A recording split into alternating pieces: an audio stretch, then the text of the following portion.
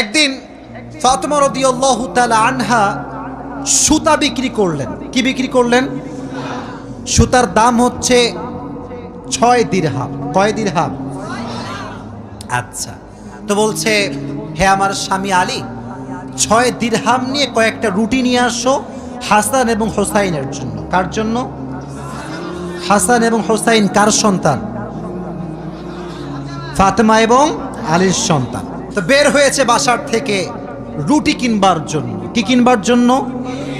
রুটি কিনে ফেলেছে। Just he was coming back to home, বাসায় আসছিলেন।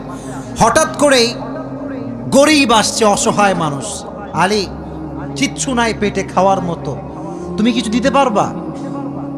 আলীর মনোমাইন্ড এতটা বড় ছিল, যা কিনতে গিয়েছিল ফ্যামিলির জন্য ওইটাও আল্লাহ রাস্তায় দান করে দিয়েছে। জোরে সোরে পড়ুন সুবহানাল্লাহ।